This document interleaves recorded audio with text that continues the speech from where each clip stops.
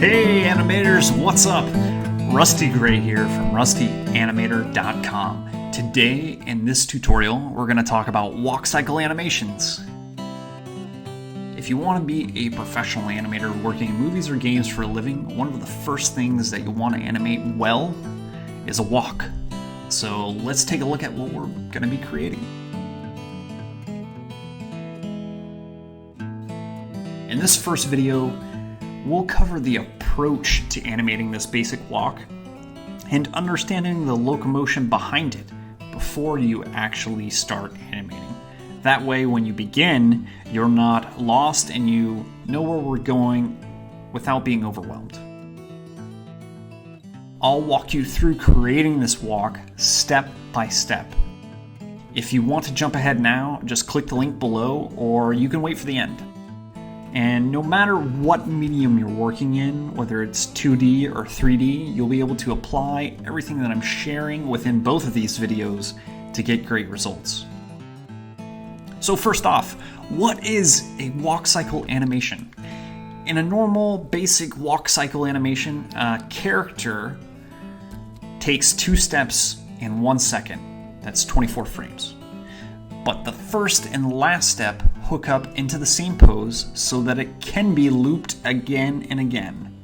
This allows a character to appear to cover ground without actually moving anywhere.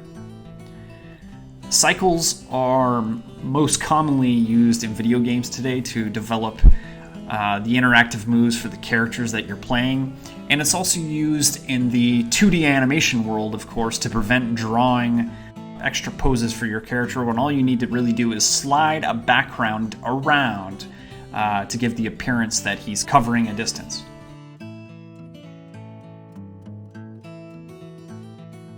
So how do we actually animate a walk cycle? To animate a normal walk cycle, we need 4 key poses. These poses will be our visual formula for what happens in real life. The first pose is the contact position.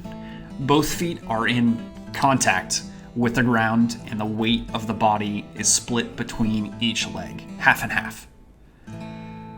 We'll need 3 contact poses overall. On frame 1, we'll have the left leg forward. On frame 13, we'll have the right leg forward. And on frame 25, we'll repeat exactly what's happening on frame 1. This is what enables our walk to cycle and repeat. The second most important pose for a walk is the passing pose.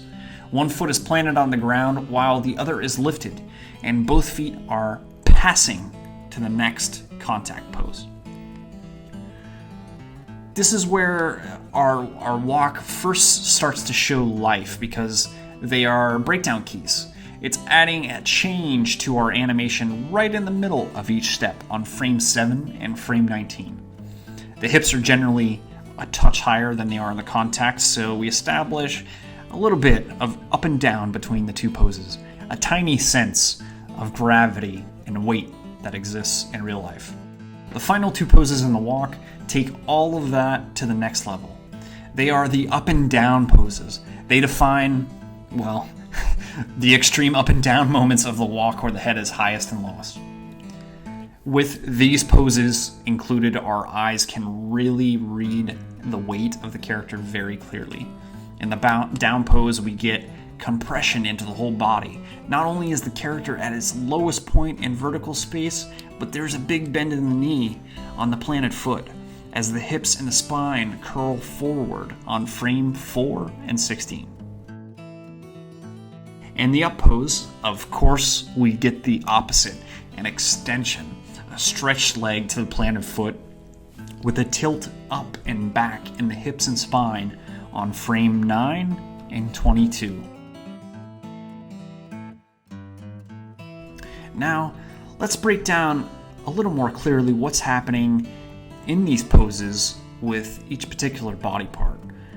Typically, the extreme moments of these body parts aren't covered very well in detail talking about walk cycles, so I wanted to make sure we spend extra time here. In the contact position, the hips are rotated towards the leg that's forward because that's what pulls the leg into position. The arms in this case are opposite what the legs are doing for natural momentum. And the upper body gets these arms into position by rotating the opposite way that the hips are doing. This also has the added benefit of keeping us balanced as we walk.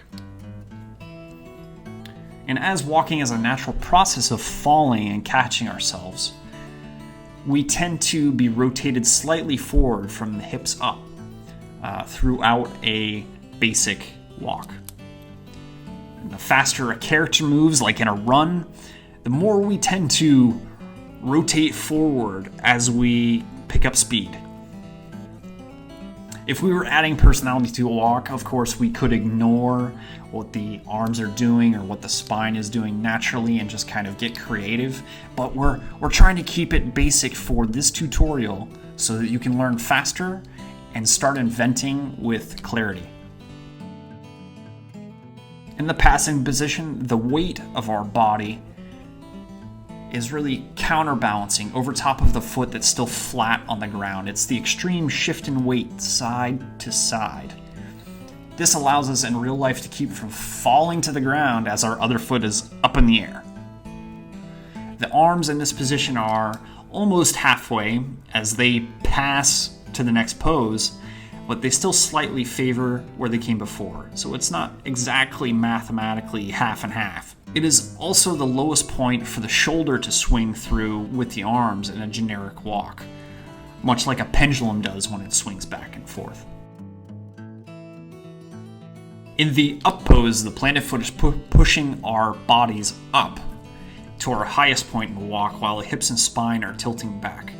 Our lifted foot is traveling forward and starting to rotate now to catch up for the contact position, and leading the heel along the way.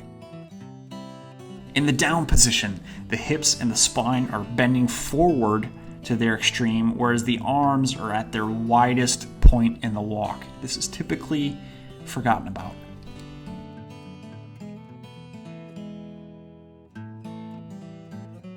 Now this is the complete visual formula for a basic walk. And now you're ready to start animating. We've covered it. You're ready to dive in. So click over to the next video and let's go through it together, step by step. There's a link here in the description below, and I look forward to seeing you there. Thanks so much for watching. Hopefully you've picked up some great animation techniques that will take you to the next level. If you're in search of more, be sure to visit us at rustyanimator.com. Happy animating until then.